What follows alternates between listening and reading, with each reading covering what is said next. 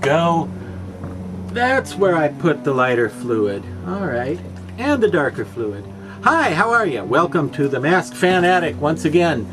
Masked Fanatics, where we look for interesting old Halloween masks. Tonight's mask, a Don Post Studios creation that came out in the year 2009 or 2009 if you happen to be left-handed. And it's none other than the Halloween 2 or H2 Michael Myers mask. That's right. Now when I say a Halloween 2 Michael Myers mask, I'm not talking about the old movie called Halloween 2 that came out in 1981. I'm talking about the pseudo remake that came out in 2009. Okay, and that's when the mask came out, and you can see it has the tag right on there.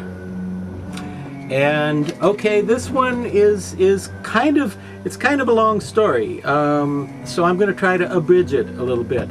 The movies in the late 70s and through the 80s, the Michael Myers movies had masks that looked more or less like this, but of course, as many of you probably know, the original mask looked like William Shatner as Captain Kirk, and then later ones looked less like William Shatner, but they still had roughly that look. When this movie came out in 2009, it of course followed Halloween. It followed its own remake. This is a sequel to a remake. Okay, let me just clear that up. So all of you who thought this was one of the worst movies ever made, it's a sequel to a remake. What in the world did you expect? Citizen Kane? I don't think so. But this mask sold for around 70 bucks, 70, 75, even 80 bucks in 2009. However, the movie was so reviled and hated by everybody and immediately went down in history as one of the worst horror movies ever made, and it was not as big a hit as people thought mask-wise. So you could get them much, much cheaper than that. I've seen these for as low as $10, which is incredible. But if you can score one for maybe 50 bucks, yeah, you're doing great. It's still a cool mask, I think. The blood looks good, the cracks and rotted, deteriorated places look good. And again, when this movie came out, people couldn't wait to tear it to pieces.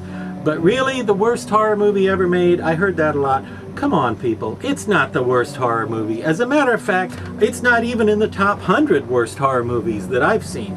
So if you're one of those people who said this was the worst horror movie ever made, you have definitely not seen as many horror movies as I have, sir or madam. And no, I'm not going to give a list here of the top 100 worst horror movies I've ever seen. But if I did, this one wouldn't even be on it. It's not that bad. True, it's not great. It's not brilliant. But I like the mask. I like the redesigned mask they used for the Halloween and Halloween 2 reboot movies. I like the mask design, and I like the fact that you can get a Don Post Studios licensed mask of the Michael Myers character, even if maybe it's not my favorite version of the character.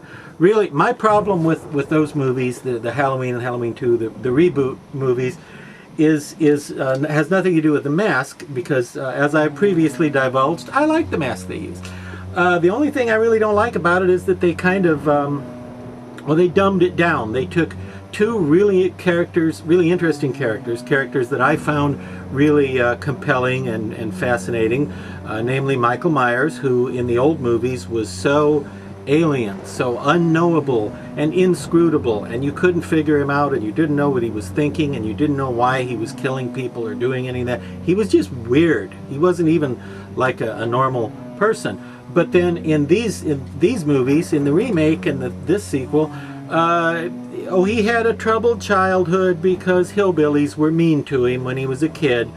To me, that makes him seem more like a big sissy. You know, suck it up, Michael. A lot of people had troubled childhoods, all right? Everybody had bad people in their childhood at some point and had troubled relationships and so forth. We don't all grow into 7-foot-tall, unstoppable supernatural goons and start knifing random strangers, all right? Get over yourself.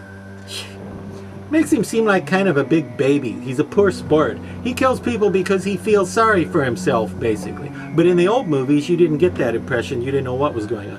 And the other character they kind of threw off for me was the Dr. Loomis character, who was played by Donald Pleasance and by Malcolm McDowell in the first of the reboot movies.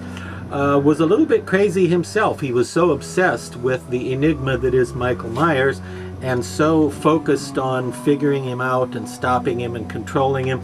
He was a really interesting character too. But then in this movie, H2, 2009, suddenly he goes all Hollywood, and he's this very shallow, self-important, arrogant guy who just wants to be a celebrity. And basically, I guess what I'm saying is they took two really interesting characters from the old movies and made them both into garden variety jerks in the new movies. And I kind of liked it better when they were more like crazy, weird characters rather than jerks. But that's just me. The blood, as you can see, looks pretty realistic and pretty wet, and it's smeared around like it looks at this point in the film. Obviously, any of these that you see are going to have different specific blood positioning factors going on, because each one is hand bloodied, you see. So the exact pattern is going to vary a little from mask to mask. But I do like the blood that they used. Not crazy about the way they did the hair, because there's so much latex and paint gunking up the hair. It's one step away from being a helmet. It's so gunked up. It's like a solid mass. It's like a big Brillo pad. You could scrub your grill with it in the summer. Okay, it's like it might as well have been sculpted on. It's so solidly gunked up with latex and paint. And I think that's true of all of them. At least it's true of all the ones I saw. And I bought a bunch of these because I wanted to sell them, you see. So, again, not the best version of Michael ever. And I think this version with the bloody cut up one side of the face here didn't have the iconic impact and the staying power and the mental resonance of the original Myers mask, which was similar, but just the face without the bloody stuff. So when people think of Michael Myers, do they think of this half bloody, half torn up? No, they don't. They think of the white blank face with a lot less shading on it than this. So this is not a recreation of the old Michael Myers masks. This is a recreation of the one from Halloween 2 from 2009. And that's why it has more shading on it than you might normally associate with a Myers mask, because the one in that movie did. Okay? And, well, other than that, let me just say, I think it deserves collector attention because it is an official, genuine, Don Post Studios licensed and studio approved mask of a horror movie character. And as I've said before, I like slasher masks because in addition to being just the image of the character, they're also prop replicas, because you see it was a mask in the movie and then you can own a mask like that one. Other than that, there have been some privately made Myers masks based on this design, the 2009 Halloween 2 design.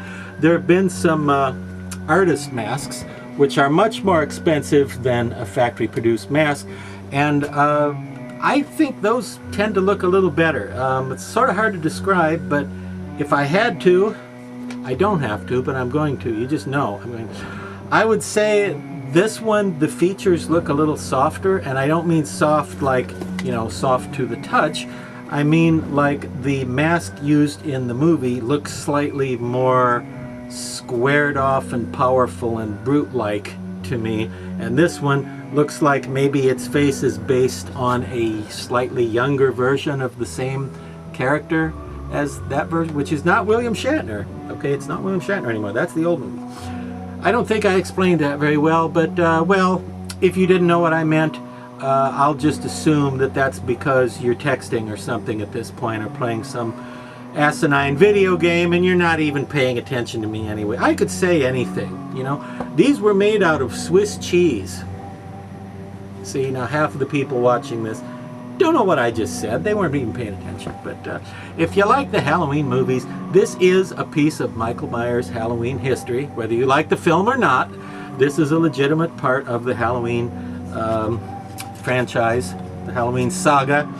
And it has a sewn-in tag, made of white latex, by the way, and has a sewn-in tag, or several tags actually, giving the barcode and the item number and all that good stuff, and copyright information.